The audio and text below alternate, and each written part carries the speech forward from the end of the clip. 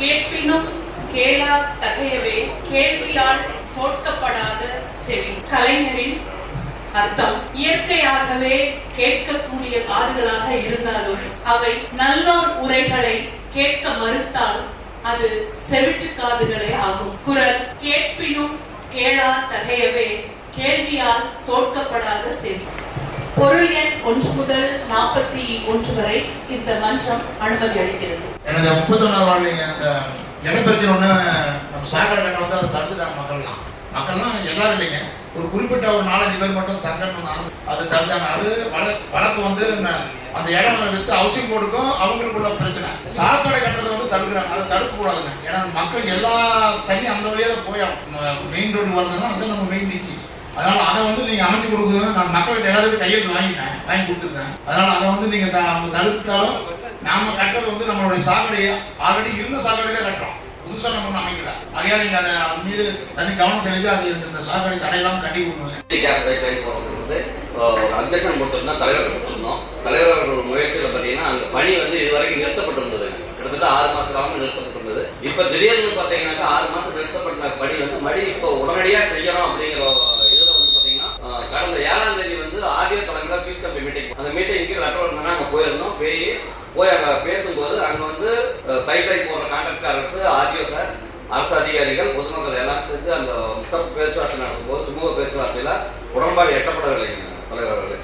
அவங்க வந்து பார்த்தீங்கன்னா கம்பெனிக்காரங்க வந்து எப்படி இருந்தாலும் அந்த பைப்லைனை வந்து அந்த இடத்துல கொண்டு போகணும் அப்படிங்கிற ஒரே நோக்கத்திலேயே அவங்க இருக்கிறாங்க. இப்போ இது நம்ம செயல்படுத்தணும்னா பார்த்தோம்னா கிட்டத்தட்ட பார்த்தீங்கன்னா அந்த பைப்லைன் வந்து அணிமூர் பெரிய ரோட்ல இருந்து உள்ள வருது. கொக்கராயமேட்டில் இந்த பைப்லைன் வந்து பார்த்தீங்கன்னா கொச்சின் டு பெங்களூர், அங்க இருக்கக்கூடிய பைப்லைன் வந்து கொச்சின் போகுது பைப்லைன். நமக்கு வந்து போக்குவரத்து பாதையா மட்டும்தான் அதை பயன்படுத்துறாங்க. அந்த அளவு வந்து பார்த்தீங்கன்னா இந்த பைப்லைன் வந்து ஊருக்குள்ள வருதுங்க.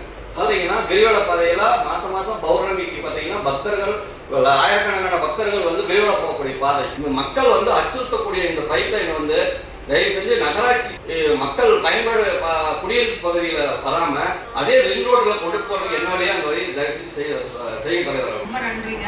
20 வருஷத்தோட குப்பை அது. இவங்களுக்கு ஒரு 6 மாசம் குப்பை தான் இருக்கும். உங்களுக்கு ஒரு 20 வருஷத்தோட குப்பை எல்லாம் நிலமட்டமாவே ஆயிடுச்சு. இதுக்கு மட்டும் ஆளாளுக்கு நான் மத்த வார்டுன்னு மென்ஷன் பண்ணியிருக்கணும். நான் அந்த வார்டு இந்த வார்டு இன்க்ளூடிங்கா சொன்னதுனால ஆளாளுக்கு எந்திரிச்சு பேசுறாங்க. எங்க குப்பை மட்டுமா நாங்க போட்டதுனால எந்திரிச்சு எரிக்கிறீங்க நான் சொல்லல. 33 குப்பை தான் சொன்னேன். 33 வார்டு குப்பை மட்டுமா அப்ப சொல்லலாம்ல. 33 வார்டு குப்பையுமே கொட்டுனாங்க. எங்களுக்கு ரெக்வெஸ்ட் பண்றாங்க, கேக்குறாங்க, செஞ்சு கொடுக்கணும் ரெக்வெஸ்ட் பண்றாங்க. எப்படி நீங்க சொல்லலாம்? நாங்க எத்தனையோ முறை வந்து இதுக்காக எந்திரிச்சு நின்னு பேசுவாங்க. ஒரு விஷயம் பண்ணா நன்றி சொல்ல மாட்டாங்களா, ஒரு சப்போர்ட் பண்ண மாட்டாங்களா? எப்படி நீ ஆவான சொல்லலாம்? 2 பேரும் எந்திரிச்சு நின்னு பேசுறாங்க. அவங்கள கத்திட்டு தான் இருக்காங்க. பண்ணி கொடுக்கணும் சொல்லுங்க. தலைவர் அவர்கள்கிட்ட நாங்க எவ்வளவோ முறை இத சொல்லி 33 வார்டு வந்து வந்தது. எம்எல்ஏ சார் ஓபன் பண்ணாரு. நாங்க வந்து சார் அவங்க வார்டுல விசுவாஸ் பண்ணோம். நான் வாட எப்படி சொல்லலாம்? 2 பேரும் எந்திரிச்சு நின்னு பேசுறாங்க.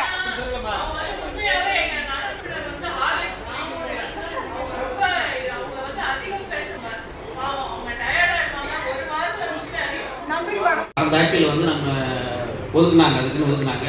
இப்போ என்னன்னு பார்த்தீங்கன்னா இந்த மாற்றுத்திறனாளிகள் வந்து அந்த பில்டிங்கில் வந்து அவங்களுக்கு வந்து பார்த்தீங்கன்னா பிசியோதெரப்பி, ஸ்பெஷல் எஜுகேஷனு கிட்டத்தட்ட இந்த மாதிரி ஒரு 4-5 வகையான இதெல்லாம் வந்து அங்கே வந்து ட்ரீட்மெண்ட் பண்ணுறாங்க. ப்ளஸ் வந்து அவங்களுக்கு ஒரு ஆலோசனையும் கொடுத்துட்டுருக்காங்க. இப்போ அங்கே என்ன பிரச்சனைன்னு கேட்டிங்கன்னா அந்த பில்டிங் வந்து பார்த்தீங்கன்னா மார்ச்சரிக்கு பக்கத்துலேயே இருக்குது. இப்போ வந்து பார்த்தீங்கன்னா மார்ச்சரிக்கு வந்து டெய்லி வந்து ஏதாவது ஒரு போஸ்ட்மார்ட்டம் அங்கே நடந்துகிட்டே இருக்குது. இப்போ வந்து அந்த என்ன வர மாற்றுத்திறனாளிகள் வந்து அது அவங்களால சரியாக அந்த பக்கம் போக முடியல.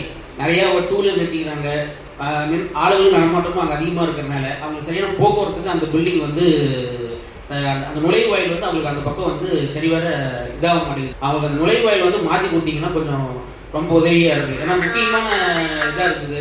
மாற்றுத்திறனாளிகள் வந்து அவங்களுக்கு வந்து ஏகப்பட்ட நலத்திட்டங்கள் வந்து அது போய் சேர்வதற்கான இதாக இருக்கிறதுனால அதை வந்து நான் கொஞ்சம் உங்கள்கிட்ட கேட்டுக்கிறேன். இன்னொன்று பார்த்தீங்கன்னா மாற்றுத்திறனாளிகள் கடந்த ஆட்சியில் பார்த்தீங்கன்னா மாற்றுத்திறனாளிகளுக்கு வந்து பார்த்தீங்கன்னா உதவித்தொகை உடனே வந்து இது பண்ணி கொடுத்துருந்தாங்க. இப்போ வந்து பார்த்தீங்கன்னா அந்த மாற்றுத்திறனாளிகள் உதவித்தொகை வந்து பார்த்தீங்கன்னா கிடைக்கிறது காலதாமதம் அதிகமாக போகுது. இப்போ பார்த்தீங்கன்னா வெயிட்டிங்கில் வைக்கிறாங்க. அது என்ன எதுன்னு தெரியல. மாற்றுத்திறனாளிகளுக்கு உண்டான நலத்திட்ட உதவிகள் வந்து உடனுக்குடனே சென்றடைங்கிறது தான் அரசனுடைய முக்கியமான விதியாக இருக்குது.